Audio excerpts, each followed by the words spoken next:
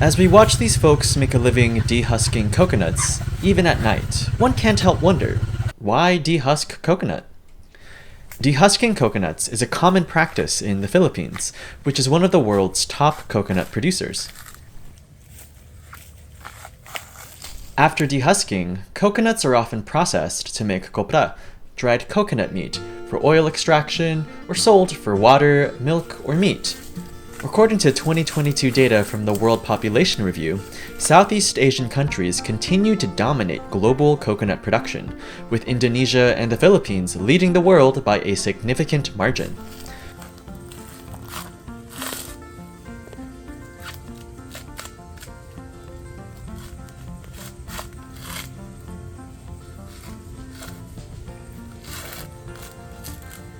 Coconut production remains a vital part of many tropical economies, supporting food industries, exports, agriculture, and millions of livelihoods across Asia and the Pacific. The global top producers are 1. Indonesia, with 17.19 metric tons. 2. Philippines, 14.93 metric tons. 3. India, 13.31 metric tons. 4. Brazil, 2.74 metric tons. 5. Sri Lanka, 2.2 metric tons.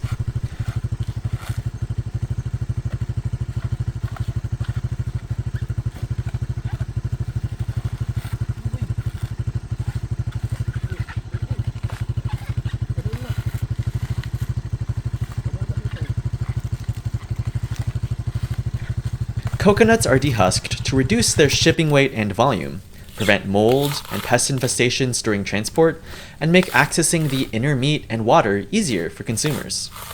The outer fibrous layer, the husk, is removed for several specific reasons. Logistics and cost. The thick, fibrous husk makes up a large portion of a coconut's weight and bulk. Dehusking allows for significantly more coconuts to be packed into shipping containers, reducing transport costs. Quality control. Husks are highly porous and retain moisture, making them prone to mold and pest infestations during long ocean voyages or extended storage.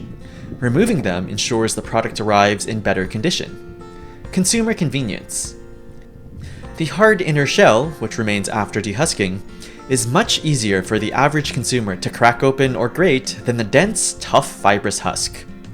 Processing preparation. To make coconut milk, oil, or desiccated coconut, the husk must first be removed so manufacturers can crack the hard shell and scoop out the white meat. The rough chunks of coconut are out in the sun to dry, or even put into a covered drying shed, where many small fires help dry out the coconut sections. The drying lowers the weight, and the result is called copra.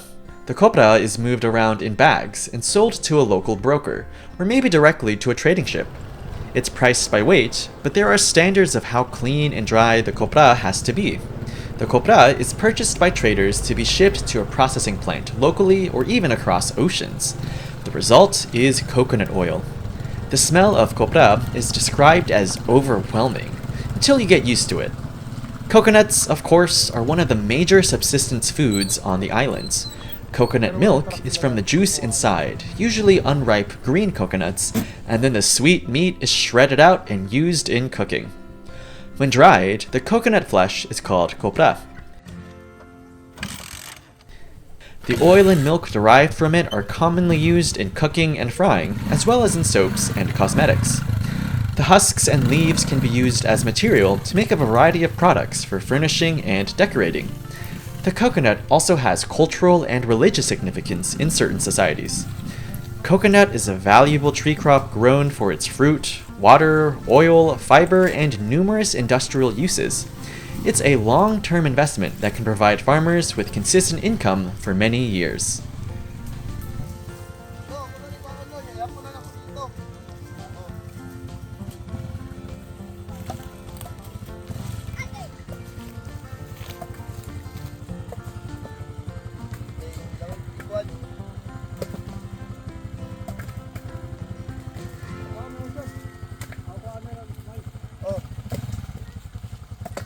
Tabagan tagaan ni ron. Ano ba siya? Dapat yan babaw.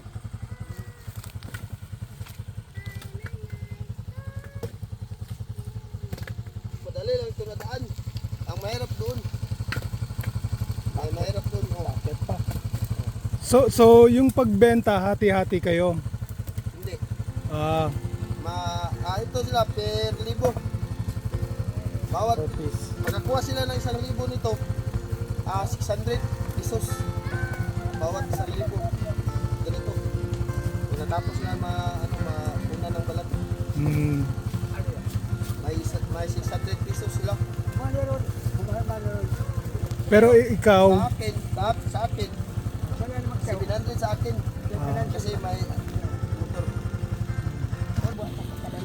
okay.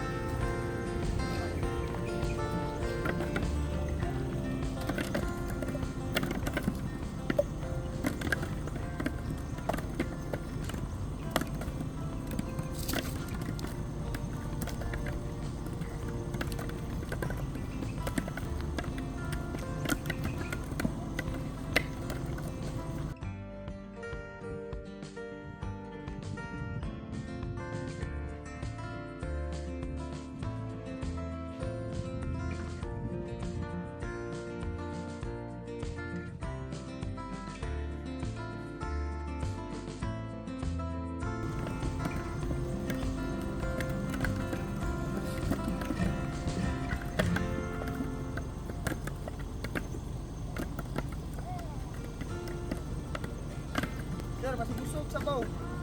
Sige, Dahil po, pwede. Oh. So itong product na to, saan pupunta? Sa like coconut milk or Ewan, hindi ko kabisado.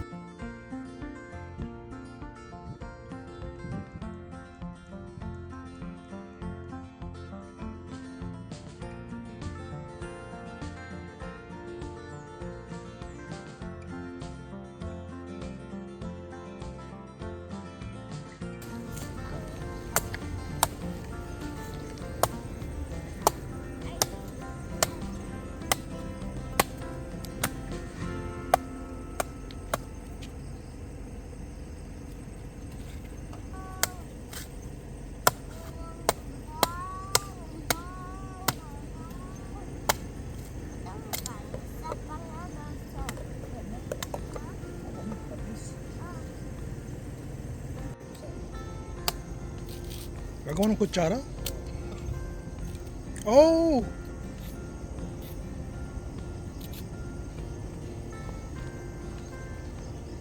sana magtuloy.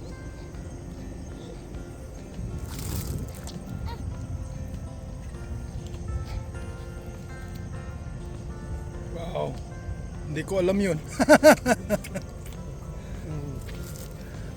Ano?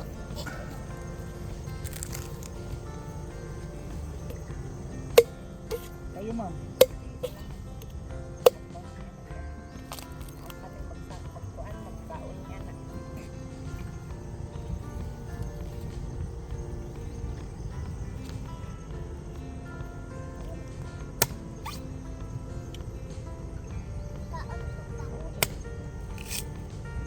Dalawa buto.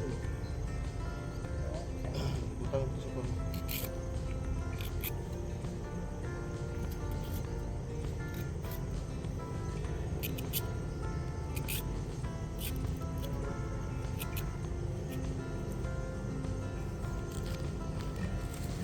Salamat po sir. Welcome. Thank you.